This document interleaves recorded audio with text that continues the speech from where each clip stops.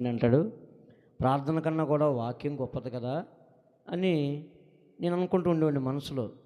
అయితే మరి దాసుడు అనేవాడు ఏ చిన్న విషయం చెప్పినా, అయ్యా మరి ఇదిగో ఇట్లా ఉంది, ఈ సమస్య ఉంది, ప్రార్థన మరి మీరు ప్రార్థన చేయండి అంటే, అయ్యా నేను చేయటమే కాదు మీరు కూడా ప్రార్థన చేసుకోవాలి, మీకు కూడా ప్రార్థన చేయటం రావాలి అని చెప్పి మరి మరి దాసుడు ఎంతగానో మమ్మల్ని మరి వెనకుండి ప్రోత్సహించి ప్రార్థన ఎలా చేయాలో అసలు మీరు చూద్దురు కానీ పదండి అని చెప్పానని మరి మేము పోయిన సంవత్సరం వెళ్ళినప్పుడు అక్కడ 5 దినాలు ప్రార్థన జరిగినాయి. ప్రార్థన జరిగినప్పుడు నాతో పాటు నా భార్య కూడా వచ్చింది అక్కడికి. వస్తే ఉదయం అసలు అక్కడ 5 దినాలు ప్రార్థనలు జరిగితే ఎలా ఉందంటే ఒక పండుగ వాతావరణం ఉందన్నమాట. ఎందుకంటే అసలు అక్కడ నిద్రపోవటానికి లేదు, ఎంతసేపు కూడా కూర్చొని దేవునితో సహవాసాన్ని మనం ఎలా నేర్చుకోవాలి అనేది అక్కడ జరిగింది. ప్రార్థన వాక్యం, ప్రార్థన వాక్యం, ప్రార్థన వాక్యం.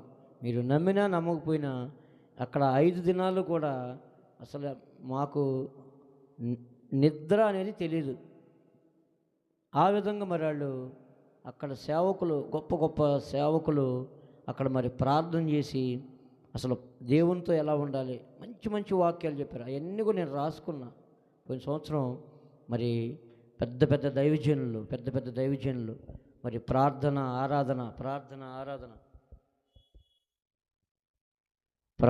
ఆరాధన ఇవన్నీ కూడా మరి అక్కడ నడిపించినప్పుడు అక్కడికి వెళ్తే నాకు చాలా ఆనందం వేసింది.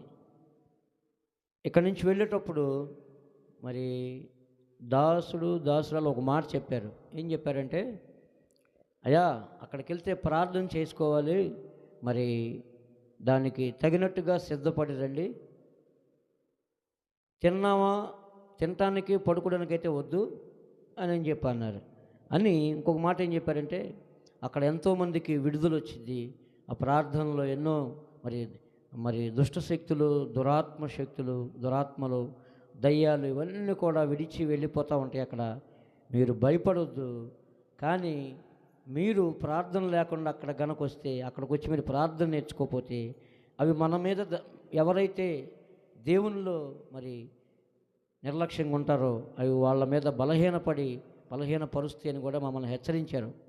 కానీ మరి ఈ విషయాలు మరి కొంతమందికి జ్ఞాపకం లేదని నాకు తెలియదు. కానీ మరి దైవజనుడు ఏదైనా సరే ఒక మాట చెప్పాడు అని అంటే అది దైవజనుని మాటగా మీరు తీసుకోవద్దు. ఎందుకంటే మరి దైవజనుల నుంచి వచ్చే